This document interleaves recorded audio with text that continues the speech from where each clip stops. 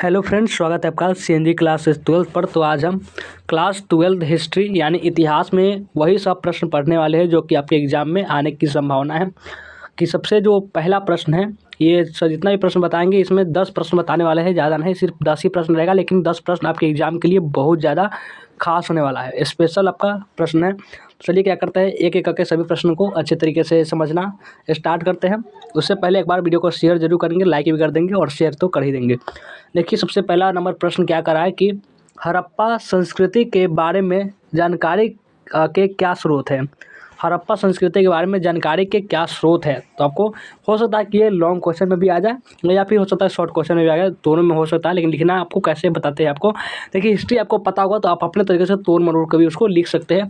हड़प्पा संस्कृति के बारे में जानकारी करने वाला अनेक स्रोत उपलब्ध है। सर्वप्रथम हड़प्पा एवं मोहनजोदड़ो ऐसे विभिन्न नगरों की खुदाई से प्राप्त विभिन्न भवनों, गलियों, बाजारों, स्नान नगरों या आदि के अवशेष हड़प्पा संस्कृति पर प्रकाश डालते हैं। इन अवशेषों से हड़प्पा संस्कृति के नगर निर्माण और नागरिक प्रबंध में विषय में भी प्राप्त जानकारी प्राप्त होती है। दूसरे कला के विभिन्न नमूनों से जैसे मिट्टी के खिलौने, धातुओं की मूर्तियाँ, विशेषकर नाचती हुई लड़की के तांबे की प्रतिमा आदि से हड़प्पा लोगों की कला एवं कारीगरी पर पर्याप्त प्रकाश पड़ता है। और क्या है कि मोहरों यानी सील्स से जो अपने ही हड़प्पा संस्कृति के विभिन्न पहलों पर काफ़ी जानकारी प्राप्त होती है।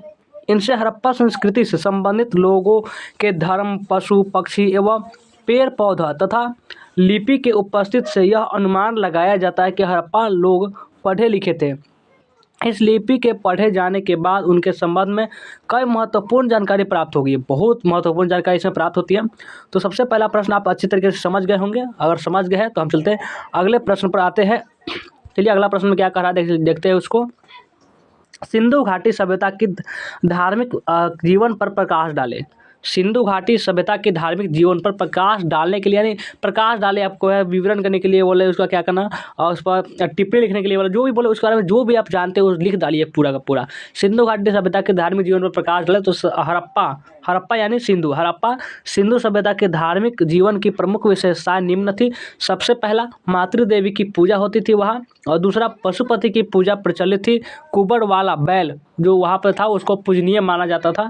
पीपल वृक्ष की भी पूजा होती थी। पीपल के जो वृक्ष होते हैं, पीपल वट भी बोलते हैं उसको, पीपल के वृक्ष की भी वहाँ पूजा होती थी सिंधु घाटी सभ्यता में। और नाग पूजा, स्वास्तिक, सूर्य पूजा, अग्नि पूजा, वैदिक से सभी क्या थे संकेत भी मिलते थे। और पाँचवा, एक मूर्ति में एक स्त्री के गर्भ में से एक पौधा निकलता हुआ दिखाई देता था, वहाँ पे इसकी भी मूर्ति थी। तो ये सब आप जानते होंगे। हो सकता है एक भी प्रश्न में ऑब्जेक्टिव भी बनाकर आ सकता है, इसलिए ध्यान रखेंगे। यह संभवतः धरती देवी की मूर्ति थी जो कि पौधा उसमें से निकला हुआ था। संभव है कि हड़प्पावासी धरती को उर्वरता की देवी मानकर उसकी पूजा करते हो। कुल मिलाकर हड़प्पा सभ्यता का धार्मिक जीवन काफ़ी हद तक आज के हिंदू धर्म के ही समान था। यद्यपि इस सभ्यता से कहीं भी मंदिर जैसे अवशेष नहीं प्राप्त हुए। इस प्रकार से आपको लिखना है प्रश्न को। चलिए अगला प्रश्न पर आते हैं। आप देखिए कि अगला प्रश्न क्या कह रहा है। पुरातत्व से आप क्या समझते हैं। पुरातत्व से आप क्या समझते हैं। तो लिखना है आपको कि प्राचीन इतिहास के अध्ययन की आपको मान की उसको अध्ययन यानी कि पढ़े लिखे हो इस प्रकार से। तो प्राचीन इतिहास के अध्ययन में पुरातत्विक स्रोत का अपना विशेष स्थान है, अपना कुछ स्थान है। इसके प्रमुख कारण यह है कि भारतीय ग्रंथों की संख्या काल के सही जानकारी नहीं होने के कारण किसी काल विशेष की सामाजिक एवं आर्थिक स्थिति का ज्ञान या नॉलेज नहीं होता है। साहित्यिक साधकों में लेखक का दृष्टिकोण भी सही तथा प्रस्तुत करने में बाधक होता है। ग्रंथों की प्रतिलिपि करने वाले ने अपना इच्छा अनुसार प्राचीन प्रकरणों को छोड़कर अनेक नए प्रकरण जोड़ देते हैं। लेकिन पुरातत्विक सामग्री में इस प्रकार के हेर फेर की संभावना बहुत कम होती है। अंततः पुरातत्विक स्रोत अधिक विश्वसनीय होते हैं। तो ये था आपका 3 नंबर प्रश्न। इसको भी आप अच्छे तरीके से समझ गए होंगे। एग्जाम में आएगा, इसको आप अच्छे तरीके से बहुत ही बेस्ट तरीके से लिख सकते हैं, क्योंकि इसके बारे में आप और भी पढ़े होंगे कि ये प्रश्न जो है बहुत वायरल प्रश्न इसको बोल सकते हैं। छोड़िए अगला प्रश्न बनाते हैं 4 नंबर और 5 नंबर। ये भी प्रश्न बहुत जरूरी है। चलिए इसको समझते हैं। उत्तरापद से आप क्या समझते हैं? जो भी उत्तरापद के बारे में आप सुने होंगे, नहीं सुने होंगे तभी कोई बात नहीं है। उत्तरापद से आप क्या समझते हैं? और ये हड़प्पा वासियों द्वारा व्यवहृत सिंचाई के साधनों का उल्लेख कर, ये भी प्रश्न है। चलिए दोनों को हम समझते हैं। उत्तरापद से आप क्या समझते हैं? सबसे पहले बात करें उत्तरापद के बारे में, तो उत्तरापद उस व्यापारिक मार्ग को कहते हैं, किसको? उत्तरापद उस व्यापारिक मार्ग को कहते हैं जो मरणोत्तर युग में बहुत ख्याति प्राप्त था। यह मार्ग तक्षशिला से प्रारंभ होकर, तक्षशिला जो होती है वहाँ से प्रारंभ होकर पंजाब, दिल्ली, मथुरा, उज्जैन आदि मार्गों से होता हुआ भारत के पश्चिम तट पर स्थित भरौच नामक स्थान पर समाप्त होता था। चलिए आप 5वां नंबर देखिए, हड़प्पा वासियों द्वारा व्यवहृत सिंचाई के साधनों पर उल्लेख कीजिए। लिखना कि हड़प्पा वासियों द्वारा मुख्यतः नहरें, कुएं और तालाब जल संग्रह करने वाले स्थान को सिंचाई के रूप में प्रयोग में लाया जाता था। अफगानिस्तान में सौतगई नामक स्थल से हड़प्पाई नहरों के चिन्ह प्राप्त हुए। हड़प्पा के लोगों द्वारा सिंचाई के लिए कुआं भी इस्तेमाल किया जाता था। क्या? कुआं, वो भी इस्तेमाल किया जाता था। गुजरात के धोलावीरा नामक स्थान से तालाब मिला। इसे कृषि की सिंचाई के लिए, पानी देने के लिए तथा जल संग्रह के लिए भी इसे प्रयोग किया जाता था। तो 4 और 5 नंबर प्रश्न भी आप अच्छे तरीके से समझ गए। बढ़ते हैं आगे। 6 नंबर जो प्रश्न क्या करा है, आश्रय के बारे में आप क्या जानते हैं? आश्रय होगा या फिर आश्रम, दोनों में ये हो सकता है कि आश्रम के बारे में क्या समझते हैं। तो वैदिक काल में प्रत्येक व्यक्ति की आयु 100 वर्ष मानकर उसे 4 भागों यानी आश्रमों में बांट दिया गया। इन आश्रमों का विभाजन निम्नलिखित ढंग से किया गया था। जैसे कि ब्रह्मचार्य आश्रम पहले 25 वर्ष की आयु तक था। जब भी व्यक्ति 25 वर्ष की आयु तक होता था उसे ब्रह्मचार्य आश्रम में रहना होता था। और दूसरा गृहस्थ आश्रम, जिसमें 25 से 50 वर्ष की आयु में गृहस्थ, इस वजह से गृहस्थ जीवन यानी जब व्यक्ति शादी कर लेता है वह गृहस्थ जीवन में प्रवेश कर जाता है। और वानप्रस्थ आश्रम यानी कि 50 वर्ष से 75 वर्ष की जो आयु होती थी उसको वानप्रस्थ आश्रम में रखा जाता था।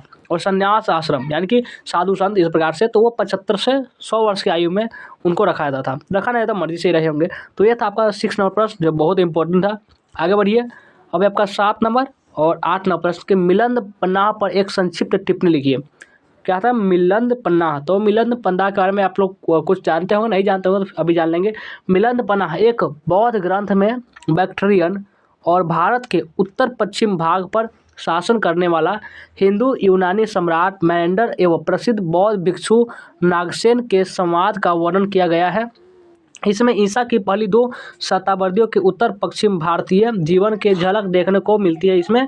और चलिए 8वां नंबर प्रश्न है, कौरव और पांडव कौन थे? देखिए कौरव और पांडव, ये आपका आ गया महाभारत का। कौरव और पांडव कौन थे? उनके बंधुत्व संबंध कैसे बदल गए? तो आप बहुत लोग जानते होंगे कौरव पांडव के बारे में। तो ये सब क्या था? सब चचेरे भाई के बीच ही महाभारत हुआ था। और कौरव और पांडव दोनों एक ही परिवार के सदस्य और 2 चचेरे भाइयों के समूह थे, यानी एक समूह थे। और उसमें क्या था? पूरा अपने नहीं था, अपने भी होता तो उसमें भी हो जाता कि महाभारत बहुत ही, सब आप लोग जानते ही होंगे उसके बारे में। वे एक राज्य परिवार अथवा राजवंश से संबंधित थे जो कुरु वंश कहलाता है। क्या था?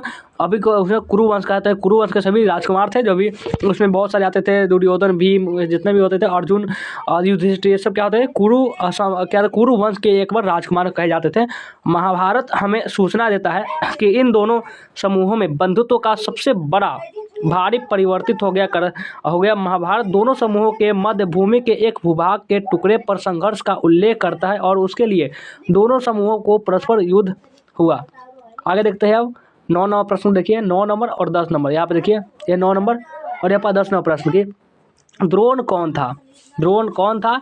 और इसमें सबसे पहले देखिए द्रोण क्या है, आप जानते होंगे। द्रोण भी एक महायोद्धा था, जिसमें महाभारत 3 ही आपको महायोद्धा देखने को मिलेंगे। एक था आपका भीष्म था, और दूसरा द्रोण, और तीसरा कर्ण। यही सब महारथी से सबसे ज़्यादा महारथी जो कि कहते हैं ये सब परशुराम के शिष्य थे।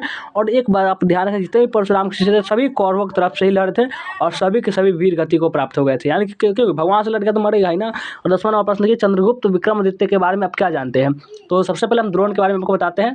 द्रोण, जिसको हम द्रोणाचार्य, आचार्य द्रोणाचार्य बोलते हैं, कुरु शहजादों का गुरु था। कुरु शहजादों में कुरु वंश के जो भी राजकुमार थे सभी को धनुर्विद्या, गदाधारी, जितने भी सब सभी को शिक्षा दिए थे, अस्त्र शस्त्र का ज्ञान दिए थे। वो एक, और उनके प्रिय जो शिष्य थे उनका नाम अर्जुन था, ध्यान रखेंगे। वह एक ब्राह्मण था और उसने सभी कौरव और पांडव राजकुमारों को धनुर्धर विद्या सिखलाई थी। कहा जाता है कि इस महान गुरु ने अर्जुन को यह वायदा किया था कि दुनिया में कोई भी उसके सामने कुशल धनुर्धारी नहीं होगा, यानी कि जितना भी सबसे, इसलिए वो सबसे बड़ा धनुर्धर बन सका, क्योंकि जितना भी रहता था उसको हटा देते। एकलव्य का वो क्या था, अंगूठा ही मांग लिए थे। और जितने भी महान धनुर्धर थे सभी को क्या हुआ था, एक एक करके उसका वध कर दिया गया था, और सिर्फ अर्जुन ही बता था, इसलिए वो महान धनुर्धर बन सका। और चंद्रगुप्त विक्रमादित्य के बारे में आपको जानने की बात आती है। तो चंद्रगुप्त विक्रम जो कि भारत पर शासन किए थे, चंद्रगुप्त के बाद उसका पुत्र चंद्रगुप्त द्वितीय सिंहासन पर बैठा। उसने विक्रमादित्य की उपाधि धारण की। उसने क्या किया था, विक्रमादित्य का ही उपाधि अपने ऊपर धारण कर ली थी। वह एक बहुत बड़ा विजेता था। उसने गुप्त साम्राज्य को सुदृढ़ बनाया और उसने मालवा, गुजरात और कटियार शामिल किए। उसने अपनी बेटी प्रभावती का विवाह और वाकाटक वंश के शासक रुद्रासन द्वितीय के साथ किया। इस वैवाहिक संबंध में चंद्रगुप्त को अपनी समस्त सेना का थकों के विरुद्ध इकट्ठी करने का अवसर मिल गया। प्रभावती वाकाटक राज्य की एक बहुत प्रभावशाली महारानी थी। चंद्रगुप्त द्वितीय एक नए प्रकार के सिक्के जारी किए, एक नए प्रकार के उसके सोने के सिक्कों में उसकी शक्ति, व्यक्तित्व और स्थिति का पता चलता था। और ये था चंद्रगुप्त विक्रमादित्य के बारे में आपको बोला जाएगा, तो इस प्रकार से आपको लिखना है। तो ये था आपका 10 प्रश्न जिसको आपको याद कर लेनी चाहिए थे, क्योंकि ये एग्जाम में आने के लिए तत्पर है। तो चलिए, आपको कैसा लगा कमेंट करके जरूर बता देंगे, और शेयर भी कर देंगे, लाइक भी कर देंगे, और नए बच्चों को इस चैनल को सब्सक्राइब कर लेंगे। चलिए वीडियो को एंड करते हैं, मिलते हैं किसी नेक्स्ट वीडियो में।